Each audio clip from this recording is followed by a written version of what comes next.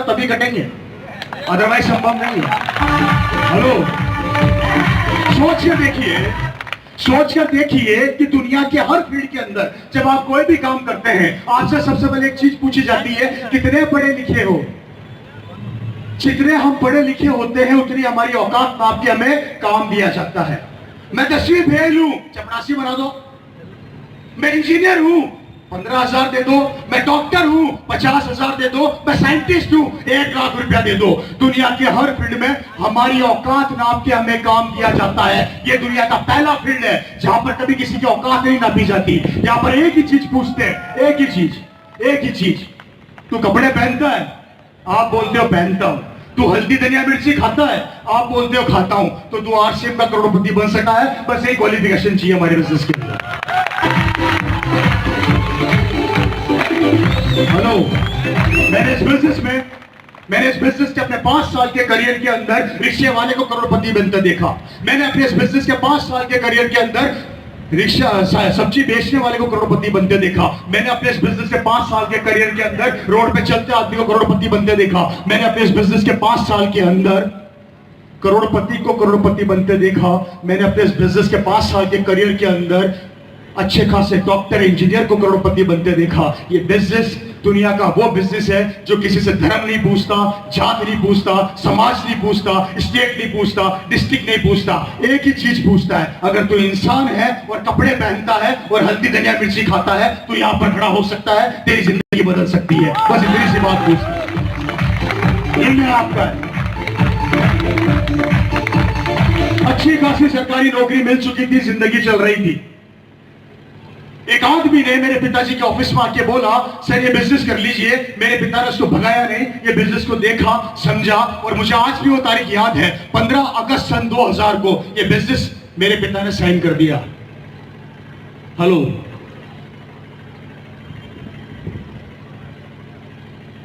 Business sign करने के 1 महीना निकल गया, किसी ने आरसीएम ज्वाइन नहीं किया। मेरे परिवार के अंदर जितने रिलेशन वाले थे सबको बताया तो सबने मजाक बनाई, अड़ोसी पड़ोसी को बताया तो उन्होंने हंसी उड़ाई। 1 महीने के अंदर लगभग 1500 से 2000 लोगों ने मेरे पिताजी को साफ मना कर दिया, हम आरसीएम नहीं करेंगे। आज की तारीख में आप लोगों को अगर 2 आदमी मना कर देना हम आरसीएम नहीं करेंगे तो हम नेगेटिव हो जाते हैं। क्या हो जाते हैं सर? नेगेटिव हो जाते हैं। एक दिन मैंने मेरे पिता से पूछा, पापा सरकार आपको 25,000 रुपया सैलरी देती है, अच्छी खासी सरकारी नौकरी है, ये क्या कपड़े बेच रहे हो? बंद करो इस काम को। तो मेरे पिता ने मेरे को बोला कि तू इसका फ्यूचर नहीं जानता क्या होने वाला है, मुझे इसका फ्यूचर दिख रहा है और मैं तेरे को बताऊंगा ये क्या चीज होगी। ये बात मेरी ध्यान से सुनना और समझना। जो बात मैं आप लोगों को बोल रहा हूं वो बात मेरे पास उनकी 2001 की डायरी में आज भी लिखी हुई है, जो अभी हो रहा है। मैं रिपीट कर देता हूं, सन 2001 को उनकी जो डायरी थी, उस डायरी में जो उन्होंने भविष्य लिखा था वो आज हो रहा है। मेरे पास उसी से नोटेड था, वो उसी समय उन्होंने लिख दिया था आने वाले समय में क्या होगा। एक आदमी ज्वाइन नहीं हुआ सर, एक आदमी, पूरी कॉलोनी में बदनामी हो चुकी थी। सुबह सब्जी वाला सब्जी देने आता तो बोलता और आरसीएम कुछ आया क्या? शाम को दूध देने वाला दूध देने आता तो बोलता और आरसीएम कुछ आया क्या? और आया कुछ नहीं था, क्योंकि दिमाग का सेटिस्फेक्शन तो नोटों से होता है ना। आरसीएम से जब तक थोड़ी बारिश नहीं हो जाए शांति नहीं मिलती कलेजे को। शाम को मेरा परिवार घूमने निकलता था तो मेरे घर वालों का नाम रख दिया गया था आरसीएम। और आरसीएम कहां जा रहे हो? मेरे पिताजी का नाम था आरसीएम 1, मेरा नाम था आरसीएम 2, मेरी मम्मी का नाम था आरसीएम 3, मेरी बहनों का नाम था आरसीएम 4 और 5। मेरे पिताजी ने इस बिजनेस के लिए अपनी नौकरी साइड में रख दी। एक आदमी जो एसी कैबिन के अंदर बैठा रहता था आज भैंसों के तबेले में जाके सो रहा है। एक दिन गुस्से में आके मैंने मेरे पिताजी से पूछा कि पापा सरकार आपको 25,000 रुपया सैलरी देती है, बंद करो इस काम को। पूरी कॉलोनी आप पर हंस रही है, पूरे जयपुर के अंदर बदनामी हो चुकी है। ज्वाइनिंग 1 नहीं हुई, पैसा 1 नहीं आया और टेंशन इतनी सारी ले चुके आप। आपके साथ भी होता होगा। किसके साथ हो रहा है भाई? जिंदगी बदलने वाली है। क्योंकि जब जब आपकी बदनामी चालू हो जाए, लोग आप पे हंसना चालू कर दें और लोग आपको आरसीएम का पागल बोलना चालू कर दे, समझ लो सफलता आने वाली है। क्योंकि पागल पागल ही इतिहास रचता है। पागल ही, मैं नहीं कहता, लोग कहते हैं कि पागल इतिहास रचता है और समझदार लोग उस इतिहास को पढ़ते हैं। अब आप लोग पागल बनना चाहते हो, समझदार रहना चाहते हो? मेरे पिताजी सन 2000 में पागल बने, इसलिए यहां पर खड़ा हूं। लोग मालाएं भी बनाते हैं, फोटो भी खींचते हैं, लोग पीछे भी भागते हैं तो फोन भी करते हैं, लोग मैसेज भी करते हैं तो प्यार भी करते हैं। मेरे पिताजी पागल बने थे सन 2000 में, 2000 में। और मेरे पड़ोसी जो पागल नहीं बने, वो आज भी मोटरसाइकिल पर है, वो आज भी मोटरसाइकिल पर है। तो मुझे बताइए, पागल बनने में समझदारी है, समझदार रहने में समझदारी है? पागल बनने में समझदारी है ना? 5 साल इस आरसीएम बिजनेस का पागल बन जाना, मैं वादा करता हूं पड़ोसी रिश्तेदार एक दिन आपके पीछे घूमेंगे और पैसा तो ऐसे आएगा कि आप लोग कमाने के लिए दौड़ोगे और वो वक्त आ जाएगा कि आप ही लोग आने वाले 5 साल बाद पैसा खर्च करने के लिए दौड़ोगे, लेकिन पैसा आता खत्म नहीं होगा। 5 साल सिस्टम का पागल बन जाना, मेरी जिंदगी बदल जाएगी। 5 साल। हेलो, समझ में आ रही है बात? ओपन ग्राउंड में मैंने मीटिंग पहली बार करी है, फंक्शन सेलिब्रेशन तो बहुत सारे किए। अब मेरे को समझ में ये नहीं आ रहा कि समझ में आ रहा है कि नहीं आ रहा है? सब अपने अपने एंटीने खड़े करो एक बार, जिन जिन को समझ में नहीं आ रहा। बात को ध्यान से सुनो। हेलो,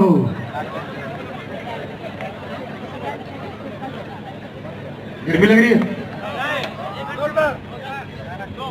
2 महीने निकल गए, किसी ने आरसीएम ज्वाइन नहीं किया। परिवार में बेइज्जती हो चुकी थी, समाज में बेइज्जती हो चुकी थी, गांव के अंदर इज्जत खराब हो चुकी थी, किसी ने इज्जत देना बंद कर दिया, लोगों ने प्यार देना बंद कर दिया, सबने हमें पागल कहा। मेरे पिताजी फिर भी नहीं रुके। एक दिन गुस्से में आके मैंने मेरे पिता से पूछा, सरकार आपको 25,000 रुपया सैलरी पापा दे रही है, छोड़ दो इस काम को। तब मेरे पिता ने मेरे को 2 बातें बोली थी। वो बातें उन्होंने मेरे को बोली थी सन 2001 के अंदर। मैं विजन की बात कर रहा हूं, यहाँ पे सपनों की बात कर रहा हूं, सोच की बात कर रहा हूं। एक शख्स जिसने 15-16 साल पहले इस आरसीएम का भविष्य देखा और उन्होंने मेरे को 16 साल पहले इसका भविष्य बताया था। मेरे घर के कमरे में उन्होंने मुझे बिठाकर कहा था, रवि सुन, मैं बताता हूं तेरे को आज आरसीएम बिजनेस क्यों कर रहा हूं। पहली बात, मेरे पिता ने मुझे कहा था, रवि सरकार मुझे 25,000 रुपया सैलरी देती है। जब बूढ़ा होऊंगा या इस दुनिया से जाऊंगा, मेरी सैलरी महीने की 1 लाख रुपया होगी। आज तेरे को बताता हूं ये आरसीएम बिजनेस क्यों कर रहा हूं। उन्होंने मुझे कहा था, ये आरसीएम बिजनेस मैं मेरे लिए नहीं कर रहा, ये आरसीएम बिजनेस के पीछे मैं पागल तेरे लिए हूं कि कल को अगर मुझे कुछ हो जाता है और मैं इस दुनिया में नहीं रहता, उसके बाद जहां से ये ओपी शर्मा छोड़कर जाएगा, वहां से रवि शर्मा चालू करेगा। ये इस बिजनेस की सबसे बड़ी ताकत है।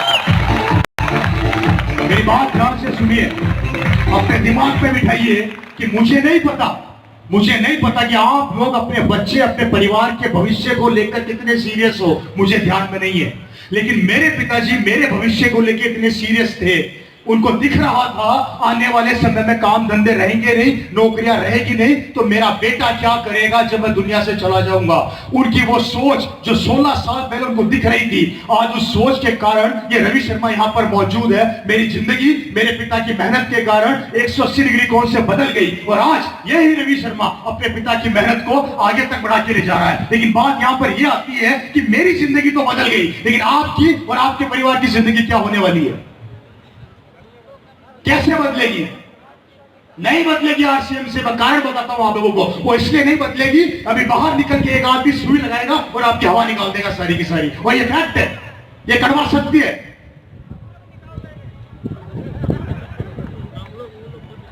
हेलो,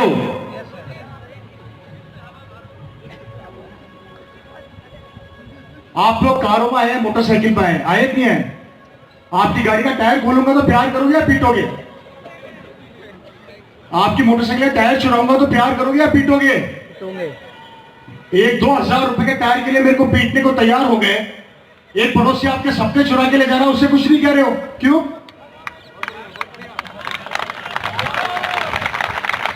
है सर? एक आदमी हमें बोलता है कि तेरा जन्म तो रिक्शा चलाने के लिए हुआ है, तू रिक्शा ही चलाएगा, तो हमारे दिमाग में क्या बैठ जाता है? यस, ये सही कह रहा है, मैं तो रिक्शा वाला ही रहूंगा। बाहर के लोग आपको यह दिखाते हैं, मजबूर करते हैं सोचने के लिए कि तू मजदूर पैदा हुआ था और मजदूर ही मरेगा। और हम लोग यहां पर यह कहते हैं कि तू मजदूर तो पैदा हुआ है लेकिन तू मजदूर नहीं मरेगा, ये हम तेरे से कमिटमेंट करते हैं। तो हमें कहा जाता है हम पागल बनाते हैं। हम आपको आपसे मिलाते हैं, आपकी ताकत से मिलाते हैं, तो हमें कहा जाता है हम पागल बनाते हैं। आपको आपके सपनों से मिलाते हैं तो हमें कहा जाता है हम पागल बनाते हैं। वो लोग आपके सपने चुराते हैं, आपके ख्वाब चुराते हैं, आपकी जिंदगी बर्बाद करते हैं, तो वो समझदार बनाते हैं।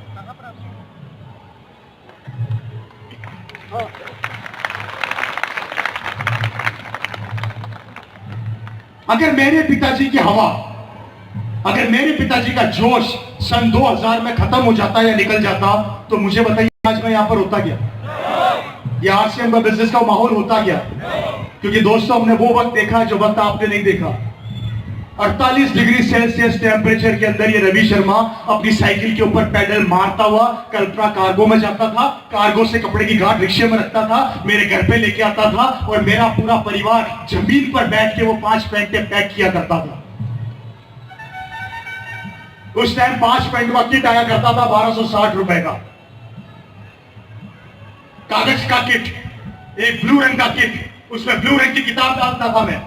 और वो किट भी कई बार तो जयपुर में बनते थे तो पिताजी की मोटरसाइकिल के ऊपर, और मोटरसाइकिल कौन सी? Kawasaki 4 stroke champion. उस मोटरसाइकिल के पीछे बैठ के उन किटों को लेके बैठ के घर पे आता था और पिताजी के साथ जमीन पे बैठ के मैं पैक किया करता था।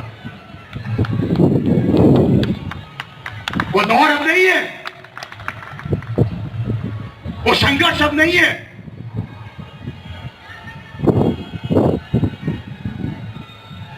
खानदान ने साथ छोड़ दिया, रिश्तेदारों ने मुंह मोड़ लिया, पड़ोसी दूर हट गए, ऑफिस की नौकरी खतरे में पड़ गई, कुछ नहीं बचा था। लेकिन एक चीज बची थी और वो थी मेरे पिताजी का जुनून और विश्वास। एक दिन करके दिखाऊंगा, चाहे कुछ भी हो जाए, रुकूंगा नहीं। हेलो, चलते रहे चलते रहे चलते रहे, रुके नहीं।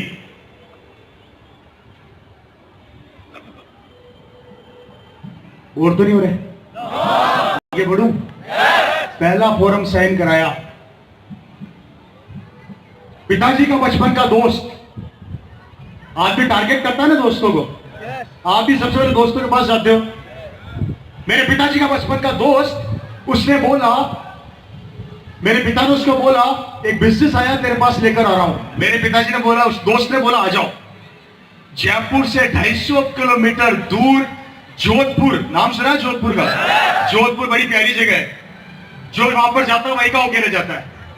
जैसे सलमान खान, मदिलपा महीना, आसाराम जी, सोच समझ के जाना, बड़ी प्यारी जगह है। जोधपुर से 50 किलोमीटर पहले एक गांव पड़ता है जिसका नाम है नीमाच।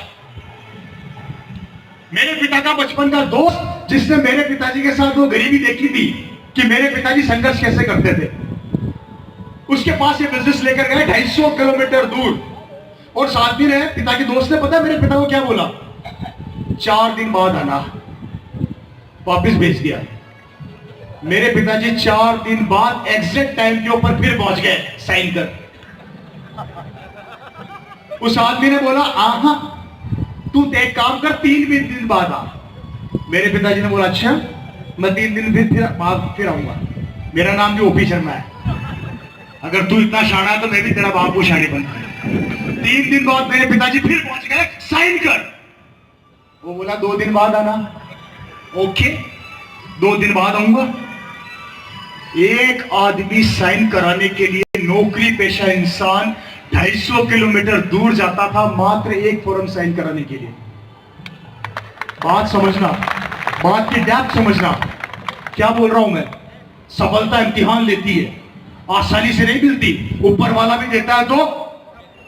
लेकिन आप लोग छप्पर बनाओगे नहीं तो ऊपर वाला फाड़ेगा क्या? छप्पर तो बनानी पड़ेगी। 250 किलोमीटर दूर मेरे पिताजी फिर चले गए साइन कर। उसने बोला ओके, पीछा छुड़ाने के लिए साइन कर दिया। मेरे पिताजी ने बोला मीटिंग रखना, मैं 2 दिन बाद फिर आऊंगा, 4 आदमी बिठा देना। उसने बोला अच्छा, अब 4 बिठाने भी पड़ेंगे? 4 नहीं, तेरे को 8 बिठाने पड़ेंगे, 16 बिठाने पड़ेंगे, मैं फिर आऊंगा। 2 दिन बाद फिर पहुंच गए, एक भी आदमी नहीं बैठा। मेरी बात समझ रहे हैं? 2 दिन और निकल गए, मेरे पिताजी ने बोला आदमी बिठा। मेरे पिताजी फिर पहुंच गए, एक भी नहीं बैठा। 1 महीने चक्कर लगाने के बाद 2 लोग मिले, मात्र 2 लोग। कितना दूर जाते थे वो? कितना दूर जाते थे वो? कितना दूर जाते थे वो? उसके बाद उस आदमी ने 2 बिठाए, 2 के 4 हुए, 4 के 8 हुए। और आज वो आदमी इस बिजनेस का बहुत बड़ा अचीवर है, जिसका नाम आप सब जानते हो। और उस आदमी का नाम है विजेंद्र सिंह राठौर, जो इस बिजनेस का डायमंड है। हेलो, कारण चलना, रुकना नहीं। कोई कुछ भी बोले थमना नहीं। अपने सपनों से समझौता मत करना, चाहे आपके घर वाले आपको रोके, चाहे आपके बच्चे आपको रोके। हमने भी रोका था, लेकिन वो रुके नहीं। चलना, चलता रहे, चलते रहे, चलते रहे, चलते रहे। सफलता मिलती गई, मिलती गई। क्यों? क्योंकि उन्होंने कभी जिंदगी में हार नहीं मानी, नौकरी को साइड में रख दिया, नौकरी से इस्तीफा दे दिया। एक ही चीज नजर आती थी, और वो थी आरसीएम, आरसीएम, आरसीएम। कारण उनको भविष्य नजर आ रहा था। जो लोग विजनरी होते हैं ना, विजनरी, वो लोग आसमान को छूते हैं।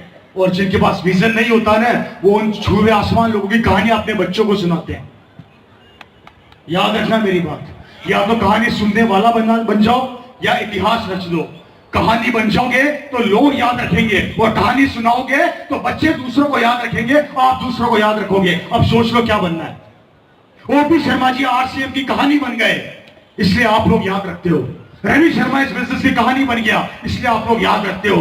याद रवि शर्मा को नहीं रखते, याद रवि शर्मा की कहानी को रखते हो। इसी तरीके से कहानी बन जाओगे तो दुनिया याद रखेगी, और कहानी बोलोगे तो लोग आपकी कहानियां सुनाएंगे। कब क्या करना है और क्या नहीं करना, आपको सोचना है।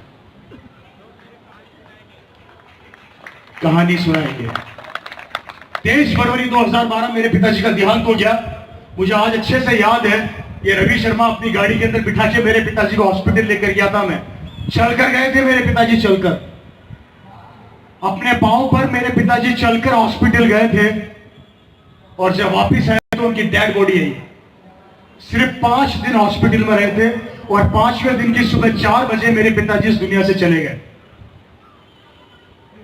एक आदमी चलकर अपने पांव पर हॉस्पिटल जाता है और उसकी डेड बॉडी आती है। बुरा वक्त, बुरी घटना कभी कहकर नहीं आती कि मारा। मैं माफी चाहूंगा आप सभी लोगों से, मैं एक बहुत गलत बात बोलने जा रहा हूं। यहां से बाहर निकले और सामने से आती है गाड़ी ने आपको ठोक दिया, और आप भगवान को प्यारे हो गए, इस दुनिया में ना रहे। भगवान ने करे कि ऐसा कुछ हो गया, तो उसके बाद आप कल्पना करिए कि आपके परिवार, आपकी फैमिली के पास क्या रहेगा। क्या जो व्यापार आप कर रहे हैं आपका बच्चा कर लेगा आसानी से? जो नौकरी आप कर रहे हैं आपका बच्चा कर लेगा आसानी से? तब क्या करेगा? मेरे पिता ने विजन देखा इस बिजनेस में, यहां खड़ा हूं। पिताजी दुनिया से गए तो आरसीएम मेरे पास आ गया। मैंने इस बिजनेस को देखा, संभाला, और कोशिश कर रहा हूं बेहतर करने की। क्यों? क्योंकि उन्होंने विजन देखा, सपना देखा। लेकिन आपने अपने परिवार, अपने बच्चे के लिए क्या सपना देखा? 500 रुपए का सामान नहीं खरीदा जाता हम लोगों से, लेकिन सपने हमारे बड़े बड़े हैं। पिकअप सेंटर में जाते हैं, सामान कितना खरीदा? 100 रुपए का, और सपने बंगले के। कैसे पूरे होंगे?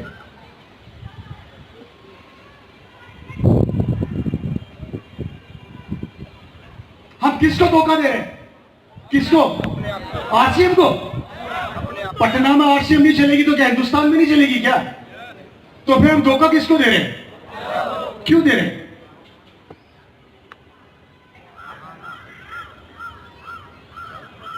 हम धोखा अपने आप को दे रहे हैं, हम धोखा अपने परिवार को दे रहे हैं, हम धोखा अपने आने वाली पीढ़ियों को दे रहे हैं, हम धोखा अपने बच्चों को दे रहे हैं, हम धोखा आरसीएम को दे रहे हैं। तो क्यों दे रहे हैं, और कब तक दोगे?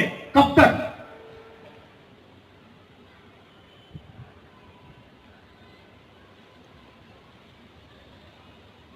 परिवर्तन कौन करता है? गाय भैंसे, जानवर कौन करता है? और हम कौन है? तो हम क्यों नहीं कर सकते?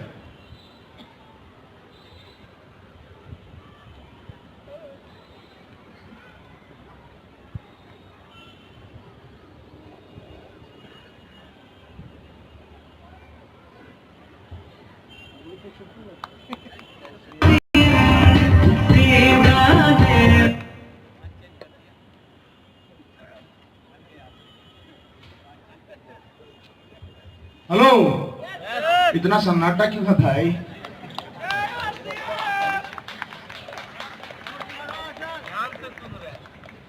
ध्यान से सुनिए, समझ लीजिए। मैं फिर बता रहा हूं दोस्तों, आज मेरी जिंदगी 180 डिग्री कौन से बदल गई। सब कुछ है मेरे पास, सब कुछ। मैं आरसीएम पैसे के लिए नहीं कर रहा। लोग मुझे बोलते हैं रवि जी आप सबसे बड़ी पिन पर हूं, सबसे बड़ा पैसा आता है, लेकिन इस पैसे के पीछे की मेहनत किस किसने देखी? सचिन तेंदुलकर क्रिकेट का भगवान है, लेकिन भाई सचिन तेंदुलकर जब नेट पर प्रैक्टिस करता था हमने देखा, 18-18 घंटे पसीना बहाता था हमने देखा। हमने सिर्फ भगवान देखा सचिन तेंदुलकर का। उस भगवान ने कितनी मेहनत करी है भगवान बनने के लिए, वो हमने देखी नहीं? देखी, वो मेहनत देखी है।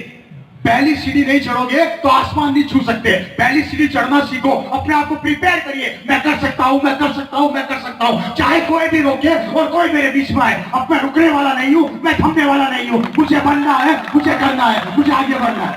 जुनून पैदा करना पड़ेगा, लाना पड़ेगा वो जोश। निकाल देना अपने दिमाग से गलतफहमी, निकाल देना अपने दिमाग से ये गलतफहमी कि मैं दुनिया का सबसे सिक्योर आदमी हूं। गलतफहमी में जी रहे हो।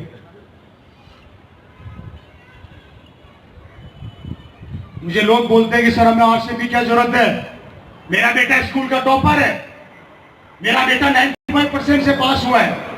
तो आपकी नॉलेज के लिए बता देता हूं, 98% वाले मार्केट में पहले ही घूम रहे हैं। लोग मुझे बोलते हैं सर हमें आरसीएम की क्या जरूरत है? हमारे पास तो पैसा ही पैसा है, हमारे पास तो करोड़ों की प्रॉपर्टी है। तो आप लोग भी अपने दिमाग से गलतफहमी निकाल देना। करोड़पति आप हो, आपका बेटा नहीं है। धीरू भाई अंबानी के 2 बेटे थे और हैं, कौन कौन से हैं? और सबसे पैसे वाला कौन है? और अनिल अंबानी की क्या हालत चल रही है पता है? बैंक करप्ट हो चुका है, बैंक करप्ट होने वाला है, कर्जा है उसके ऊपर। जब धीरू भाई अंबानी के दोनों बेटे एक जैसे नहीं हो सके तो हम क्या गारंटी लेते हैं कि हमारा बेटा हमारा जैसा हो जाएगा? क्या है? क्या करोगे, क्या करोगे? मेरे राजस्थान के अंदर मेरे पड़ोसी के पास जमीन हुआ करती थी 20 बीघा। पिताजी एक्सपायर हुआ, लड़के ने जमीन बेची, पैसा आया 20 करोड़। बेटा याश था, रोज शाम को, समझ गए, गाड़ियां खरीद ली। 6 साल लगे, 20 करोड़ साफ। जयपुर के अंदर ओला कैब चलाता है। एक जमाने में पिताजी करोड़पति थे, बेटा ओला कैब चला रहा है। आप करोड़पति हो, भगवान ने करे आपका बेटा अच्छा नहीं निकला, तब क्या होगा आपकी आने वाली जनरेशन, आपकी पीढ़ी का?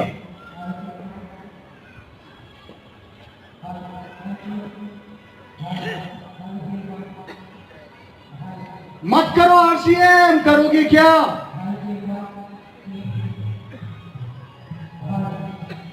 हमारे राजस्थान में वैकेंसी निकली जोधपुर के अंदर, 10,000 बच्चों को कांस्टेबल बनाएंगे। कितने सर?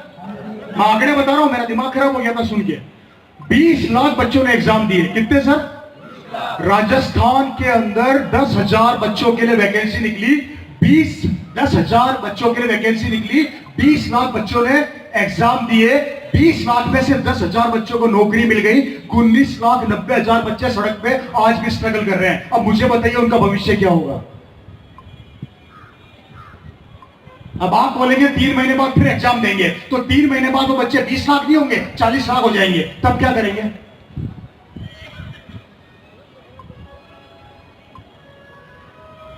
सरकारी नौकरियां बची नहीं, सरकार एक, हम अनेक। प्राइवेट सेक्टर में नौकरी चाहिए तो आपका भाई पहले तैयार है। अगर आप 20%, 90% से पास हो रहे तो 95 वाला आगे खड़ा है। आप 95 से हो रहे तो 98 वाला खड़ा है। प्राइवेट सेक्टर में कंपटीशन के ऊपर नौकरियां मिलती है, गवर्नमेंट की नौकरियां बची नहीं है, व्यापार करने के लिए पैसा बचा नहीं है, काम धंधे बचे नहीं है, कंपटीशन बढ़ता जा रहा है, दुनिया डिजिटल होती जा रही है, मशीनें कब्जा करती जा रही है, आदमी बेरोजगार होता जा रहा है। भविष्य में करोगे क्या? 20 साल पहले एक आदमी डाकिया चिट्ठी बांटता था, जब से व्हाट्सएप ईमेल आई है डाकिया की छुट्टी हो गई। 20 साल पहले एक आदमी बैंक में नौकरी करता था, एटीएम मशीन आई, बैंकर की छुट्टी हो गई। 20 साल पहले एक आदमी एसटीडी की दुकान खोल के खर्चा चलाता था, जब से आपकी जेब में मोबाइल आया एसटीडी की दुकानें बंद हो गई।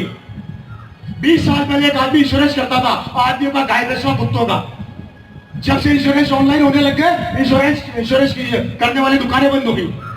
आने वाले समय के अंदर सीए चार्टर्ड अकाउंटेंट बेरोजगार होने वाले हैं, क्योंकि सीए की सारी आईटीआर ऑनलाइन भरेगी। ऑटोमेटिक ट्रक चलने वाले हैं, ऑटोमेटिक कारें आने वाली है, ड्राइवर बेरोजगार होने वाले हैं, ऑपरेशन मशीनें करेगी, डॉक्टर बेरोजगार होने वाले हैं, बिल्डिंगे कंप्यूटर बनाएंगे, इंजीनियर बेरोजगार होने वाले हैं, रेलें ऑटोमेटिक चलेगी, रेलों के ड्राइवर बेरोजगार होने वाले हैं। जैसे जैसे टेक्नोलॉजी आती जा रही है वैसे वैसे हम बेरोजगार होते जा रहे हैं, क्योंकि हर चीजें अगर मशीनें, कंप्यूटर्स और लैपटॉप करने लग जाएगी तो आप और मैं क्या करेंगे? मत करो, मैं आरसीएम की बात नहीं कर रहा, मुझे तो आप बताओ क्या करोगे? निकाल दो आरसीएम को बाहर।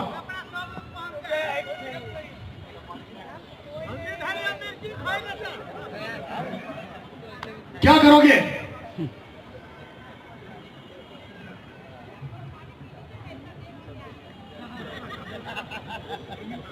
मैडम को मेरी पानी की टेंशन हो रही है, मैडम न्यूट्रीचार्ज खाता हूँ, टेंशन ना लीजिए, और आप जैसा आशीर्वाद है तो चलता रहेगा मामला।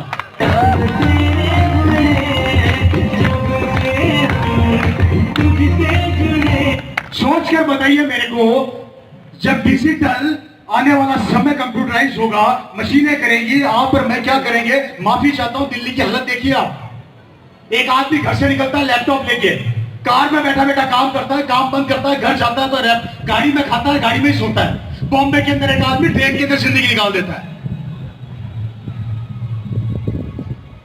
क्या करोगे?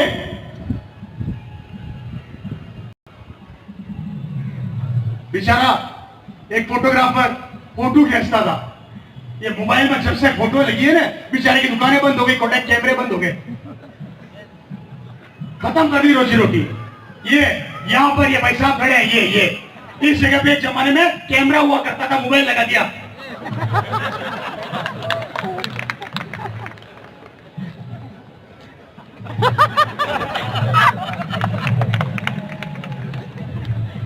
और माफी चाहता हूं, आप सब लोगों को बता देता हूं, भविष्य ऐसा वक्त आने वाला है, हमारा बच्चा सड़क पे खड़ा होकर भीख मांगेगा तो भीख नहीं मिलेगी, क्योंकि आने वाले समय में एक कंपनी हिंदुस्तान के अंदर रोबोट लाने वाली है भीख मांगने के लिए।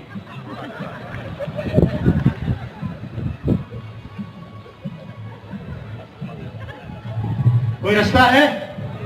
और हम चिल्ला चिल्ला के बोल रहे हैं दुकान बदल ले, दुकान बदल ले, दुकान बदल ले, तेरी जिंदगी बदल जाएगी। हमारी समझ में नहीं आती, पड़ोसी बोलेगा उसकी समझ में आ जाएगी। मत खाइए आरसीएम से, खाइए बाजार से। बड़ा दुख होता है मुझे ये जानकर, शाहरुख खान का बेटा क्या करेगा हम सबको पता है, अमिताभ बच्चन का बेटा क्या करेगा हम सबको पता है, धीरूभाई अंबानी के बेटे क्या करेंगे हम सबको पता है, लक्ष्मी मित्तल का बेटा क्या करेगा हम सबको पता है, लेकिन हमारा बेटा क्या करेगा हमें पता ही नहीं है।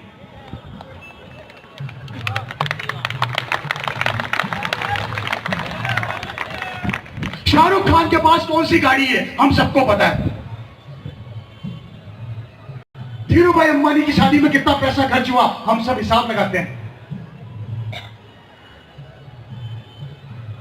अमिताभ बच्चन की कौन सी पिक्चर आने वाली है हम सबको पता है, साउथ की पिक्चर आई करोड़पति बना दिया हम लोगों ने, कटप्पा बाहुबली हम सबको पता है, लेकिन हमारी जिंदगी क्या होने वाली है पता नहीं, हमारा बेटा कौन सी गाड़ी में घूमेगा पता नहीं, हमारा बच्चा जिंदगी में क्या करेगा पता नहीं, उसके पास गाड़ी भी होगी कि नहीं होगी पता नहीं, बेटा हमारा है इसलिए निकम्मा है,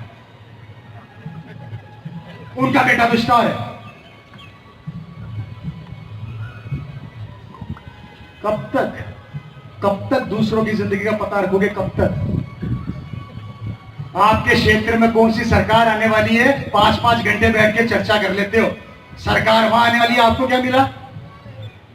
लेकिन 6-6, 7-7 घंटे चर्चाएं करते हो बैठ के। समय किसका खत्म कर रहे हो, सरकार का या हमारा खुद का? क्यों कर रहे हैं सर? राजनीति पर चर्चा करना गलत बात नहीं है, लेकिन उसको सब्जेक्ट को उठाना और लंबा खींचना गलत बात है। 6-6, 7-7 घंटे हम लोग टाइम को किल करते हैं, इन्वेस्ट नहीं करते। किसके साथ खिलवाड़ कर रहे हैं? सरकार कोई सी भी आ जाए, लेकिन हमारे बच्चे को तो काम तभी मिलेगा जब सरकार के अंदर वैकेंसी होगी और साथ में हमारे बच्चे के पास एजुकेशन होगी, अदरवाइज कुछ नहीं मिलने वाला। लेकिन ये आरसी बिजनेस आपके बच्चे को गले लगाएगा और बोलेगा, लिया तेरे बेटे को, बेरोजगार है तो भी मैं गले लगाने को तैयार हूं, आने दे, आने दे, आने दे, आने दे।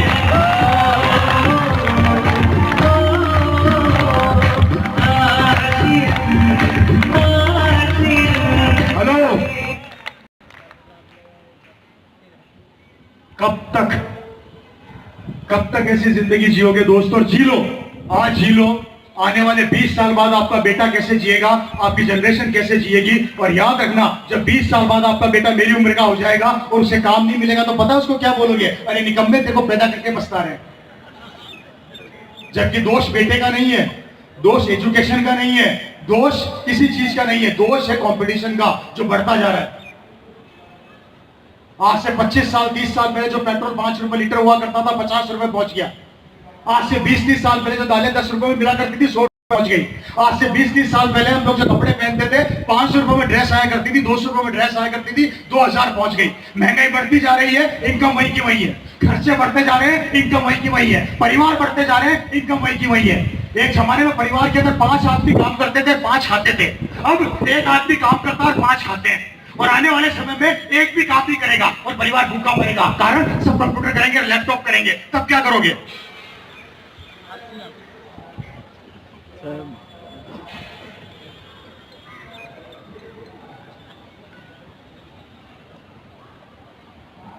कमाल हो गया। जिंदगी आपकी, भविष्य आपका, बच्चे आपके, पीढ़ी आपकी, आपको पता ही नहीं है।